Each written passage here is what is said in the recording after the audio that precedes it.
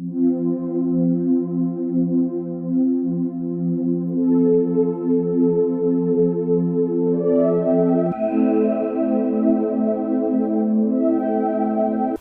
la page Facebook tenue par les amis de Delphine Jubilar, ces dernières ont dévoilé le mercredi 10 août avoir effectué de nouvelles recherches. Des fouilles réalisées suite à un troublant témoignage, un drame qui reste encore sans réponse. Après des fouilles infructueuses organisées au cimetière de Saint-Dalmaz à Cagnac-les-Mines, le corps de Delphine Jubilar n'a pas encore été retrouvé. Une mauvaise nouvelle pour les proches de l'infirmière qui, depuis le 16 décembre 2020, cherche des indices pouvant aider les enquêteurs. Mais en ce 10 août, les amis de la mère de Louis El Alia ont apporté d'ample information. En effet, sur la page Facebook dédiée à la disparition de Delphine Jubilar, les amis de l'épouse de Sédic Jubilar ont annoncé avoir fait de nouvelles fouilles. Les recherches continuent, ont-elles rappelé d'emblée, ajoutant ensuite: dès notre retour, nous sommes allés faire des recherches en endroit de MI et parce qu'une personne avait cru voir quelque chose dans l'eau.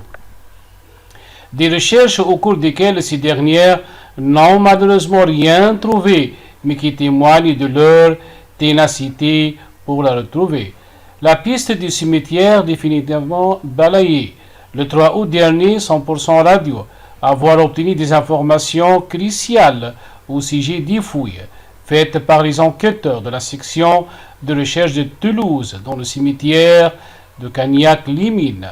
Comme l'avaient rapporté nos confrères de France 3, plusieurs sépultures avaient été sondées par ces derniers afin de voir si Sédic Jubilar, présumé innocent jusqu'à verdict final de l'affaire, y aurait caché le corps de son épouse.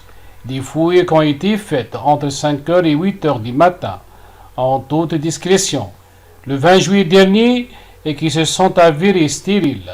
Pourtant, force est de constater, ce lieu avait précédemment beaucoup intrigué les forces de l'ordre, car, comme l'avait rappelé la station de radio, avant son arrestation en 2021, Sédic Jubilar s'était rendu au cimetière Saint-Dalmaz, expliquant à des proches qu'il y avait là plein d'endroits pour cacher un corps. Un témoignage qui avait non seulement mis le feu aux poudres, mais qui avait aussi encouragé les enquêteurs à creuser cette piste.